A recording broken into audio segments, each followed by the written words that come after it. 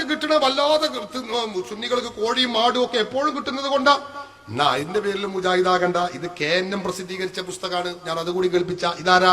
വെട്ടം അബ്ദുള്ള ഹാജി എന്ന് പറയുന്ന ആളാ. ഇയാളെ കഥ അങ്ങനെ പറഞ്ഞാലുണ്ടല്ലോ വിശദീകരിക്കാൻ സമയമല്ല. ഇത് കേരളത്തിലെ കേരള നദിവത്തുൽ മുജാഹിദീൻ മുജാഹിദ് സെന്ററിൽ നിന്ന് പ്രസിദ്ധീകരിച്ചിട്ടുള്ള പുസ്തകമാണ്. വളരെ ഷറഫുള്ള ഒരു സാധനമാണ്. നിങ്ങൾ കരുതിയ മാതിരി ഒന്നല്ല. ആ പുസ്തകത്തിൽ പറയുന്നത് എന്താണെന്നറിയോ നിങ്ങൾ? ഇത് മുജാഹിദിന്റെ വലിയ നേതാവായിരുന്ന വെട്ടം അബ്ദുള്ള ഹാജി, കൂട്ടായി അബ്ദുള്ള ഹാജി, അതുപോലെ തവള ഹാജി, ഇങ്ങനെ പല പേരിലും അറിയപ്പെടുന്ന ആളാണ്. അന്നിപ്പോ എന്നോട് കൂടുതൽ ചോദിക്കരുത്. അയാളെ ഇത് പറയാണ്. എന്താ അയാൾക്കുള്ള പോരിശ? മൂപ്പര് വയലിന് പോകുന്നതിന്റെ മുമ്പും നന്നായി തിന്നും, കഴിഞ്ഞു വന്നതിന് ശേഷവും നല്ല വണ്ണം തിന്നണമെന്നാ മൂപ്പർക്ക്.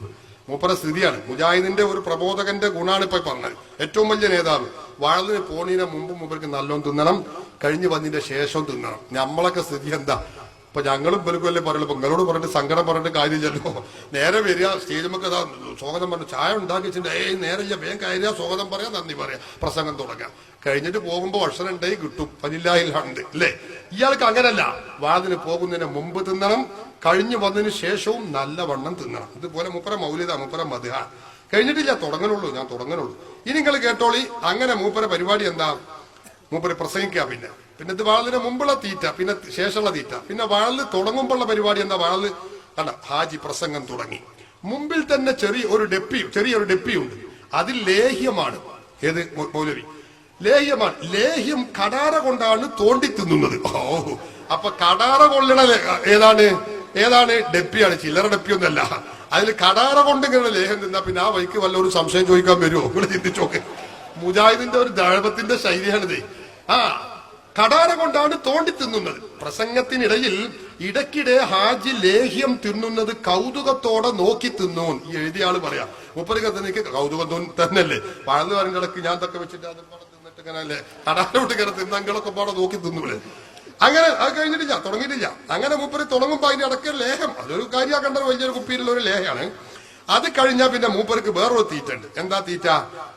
ഇതൊക്കെ മുജാഹിദ് എഴുതിയതാണ്, ഞാൻ എഴുതിയതല്ല.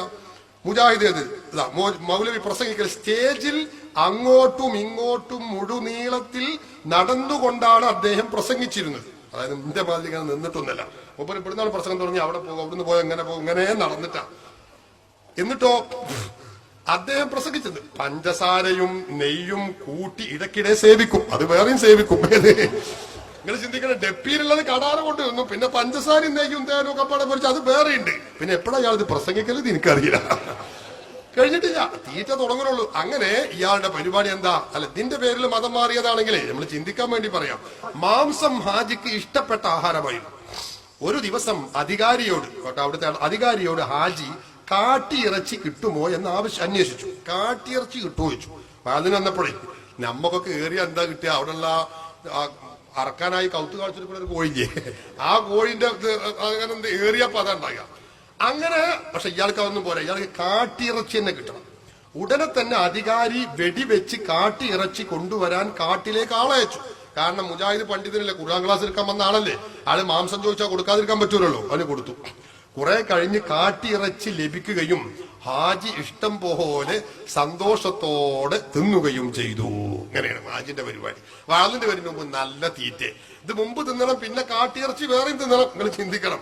പിന്നെയാണ് സ്റ്റേജിൽ നിന്നുള്ള ലേഹം തീറ്റ കടാര കൊണ്ട്. അത് കഴിഞ്ഞിട്ട് പിന്നെ ഉപ്പ് പഞ്ചാരയും ഇതൊക്കെ പാടെ കുഴമ്പിയത് അത് വേറെ. എവിടേക്കാണ് ഇതൊക്കെ കയറ്റി വിടുന്നതാ നമുക്കറിയാത്തത്. കഴിഞ്ഞിട്ടില്ല. ഇനി നിങ്ങൾക്കറിയോ, ഹാജി പരുഷമായ ഭാഷ സംസാരിക്കാതെ ഒരിക്കൽ ഉമറുകുട്ടി ഹാജി അദ്ദേഹത്തോട് പറഞ്ഞു. ആരോട്?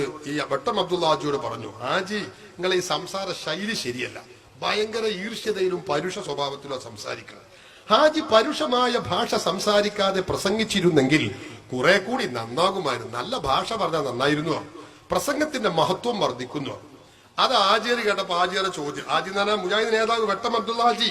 ഇത് ഹാജിയല്ല, ഇതൊരു ഓല മൗലവിയാ, ഹാജി എന്ന പേരിൽ അറിയപ്പെടുന്നത്. ഹാജി അത് കേട്ടു പറഞ്ഞു, ശരി എന്നാ അന്ന് ചീത്ത പറയില്ല. ചീത്ത പറയില്ലെങ്കിൽ നീ എന്തു തരും? അയാളിന് ഞാൻ ചീത്ത പറഞ്ഞില്ലെങ്കിൽ എന്താ കൈമടക്ക് തരാത്? ഉമ്മറ വിഷയം അപ്പോഴും കണ്ണങ്ങട്ടാ നോക്കണങ്ങള്. അപ്പൊ ഉമർകുട്ടി ഹാജി മറുപടി, ഹാജിക്ക് എന്താ വേണ്ടത്? അപ്പൊ ഹാജിയുടെ മറുപടി, പൂളയും ഇറച്ചി കൂട്ടാനും തന്നാൽ ഞാൻ ഇന്ന് അപ്രകാരം പറയില്ല. അങ്ങനെ ഇറച്ചിയും പുളി ഇയാളെ ചീത്ത സഹിക്കാൻ വയ്യാതെ ഇറച്ചിയും പൂളിയും വെച്ചു കൊടുത്തു എന്നാ പറഞ്ഞു. നോക്കിങ്ങൾ മുജാഹിദിന്റെ ബുക്ക് അയാളെ പോരിശ പറയാണ്. നിങ്ങൾ ചിന്തിക്കണം സഹോദരന്മാരെ. അങ്ങനെ എത്ര ഇതിൽ പറയാനുണ്ടെന്ന് അറിയോ നിങ്ങൾ? ഈ മുജാഹിദ് മൗലവിമാര് കണ്ടോ, ഒരിക്കൽ എടവണ്ണയിൽ ഹാജി പ്രസംഗിക്കുകയും ഒന്ന് കേട്ടോ നിങ്ങൾ. അതിനിടയിൽ അല്പനേരത്തേക്ക് പ്രസംഗം നിർത്തി കുറച്ചു പാല് കുടിക്കാൻ വേണ്ടി. അത് നമ്മൾ നേരത്തെ പറഞ്ഞതിൽ പെടാത്തതാണ്. ലേഹത്തിന്റെ പുറമെ പല ഇതൊക്കെ പാട് വിരകിയത് അത് വേറെ, പാല് പിന്നെ വേറെയാണ്. അപ്പൊ ഒരുപാട് കലങ്ങൾ ഇവിടെ ഇങ്ങനെ വെക്കേണ്ടി വരും.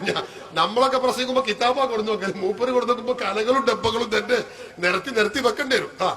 എന്നിട്ട് കുറച്ച് പാല് കുടിക്കാൻ പറ്റും. അപ്പോൾ ഐദറുമല്ലാത്ത കുറച്ച് ബൈത്തുകൾ പാടാൻ തുടങ്ങി. നല്ല ആശയങ്ങളായിരുന്നു ആ ബൈത്തുകളുടെ ഉള്ളടക്കം. അപ്പോൾ ഹാജി പാലിന്റെ ഗ്ലാസ് മൊല്ലാക്കാക്ക് നീട്ടിങ്ങനെ കൊടുത്തു. ഐദറുമല്ലാക്കാന്റെ പാട്ട് കേട്ടപ്പോ ഇതിങ്ങനെ നീട്ടിക്കൊടുത്തു.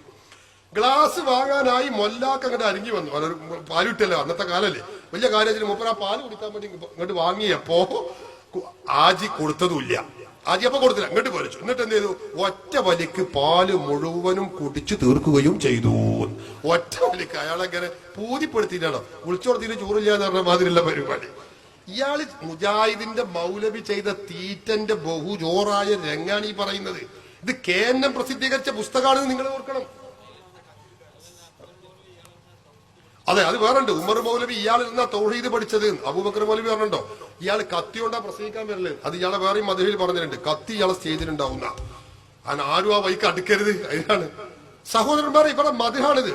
കണ്ടോ, പൂളയും ഇറച്ചിയുമാണ് ഹാജിയുടെ ഇഷ്ട ആഹാരം. ഒരു ജുസ് മുഴുവനാകുന്ന ദിവസം പൂളയും ഇറച്ചിയും ഉണ്ടാകണമെന്നത് നിർബന്ധമാണ്. എങ്ങനെയുണ്ട്? അപ്പൊ ഒരു ജുസ് ഖുർആനിൽ ഓതി കഴിയുമ്പോ പൂളയും ഇറച്ചിന് കൊടുക്കാതെ മൂപ്പര് അടുത്ത വരിയാണ്ട് ഓതൂലാന്നാ. ഇവരെ ഖുർആൻ ക്ലാസിന്റെ അവസ്ഥയാണ് ഇത് പറയുന്നത്. ഞാൻ പറയുന്നത് തീറ്റന് ഇതെല്ലാം കൂടി വായിക്കുകയാണെങ്കിൽ നിങ്ങൾ സുബി വരെ ചിരിച്ചു പോകും. ആ ജാതി സംഗതി. മയിലിറച്ചിയുടെ കഥ ഇതിലുണ്ട്, ഞാൻ പോയി കാണിച്ചു തരാം. വെറുതെ എനിക്ക് നേരമില്ലാത്തതുകൊണ്ടാ ഞാൻ കൂടിയും പറയാം. എന്താ, മയിലിറച്ചിയെ പറ്റി ഇയാളോട് ചോദിച്ചു. ആരോട്? അബ്ദുല്ലാജി എന്ന കൂട്ടായി അബ്ദുല്ലാജിയോട് ചോദിച്ചു. അല്ല, മയിലിറച്ചി തിന്നാൻ പറ്റുമോ ചോദിച്ചു. മയിലിറച്ചി എന്നാ നമ്മളെ അതനുസരിച്ച് തിന്നാൻ പറ്റൂല, അത് നജസായ വസ്തുവാണ്, തിന്നാൻ പറ്റൂല. അപ്പൊ ഇയാളോട് ഇയാള് സംശയം, ഇയാള് മറുപടി പറയാൻ മയിലിറച്ചി തിന്നാൻ പറ്റുമോന്ന് ചോദിച്ചപ്പോ മൂപ്പര മറുപടി എന്താ? അത് നിങ്ങളത് എനിക്ക് തന്നു നോക്കിയോ? ആ മറുപടി എങ്ങനെയുണ്ട്? എനിക്കത് തന്നു നോക്കിയോ, എന്നാലേ തിന്നാൻ പറ്റുമോന്ന് അറിയുള്ളൂ. അങ്ങനെ മയിലിറച്ചി കൊടുത്തുതാ. നന്നായി തിന്നിട്ട് മൂപ്പര നല്ല കോഴിയുടെ രുചിയാണല്ലോ എന്ന് പറഞ്ഞു. ഇങ്ങനെയാണെങ്കിൽ പന്നിമാംസം കിട്ടിയാ പറയില്ലേ നല്ല ആട്ടിന്റെ രുചിയാകുന്നു എന്ന് പറയില്ല ഇയാള്. ഇവരുടെ പുസ്തകത്തിലുള്ള സംഗതികളാണ് സഹോദരന്മാരെ തീറ്റയുടെ രാജ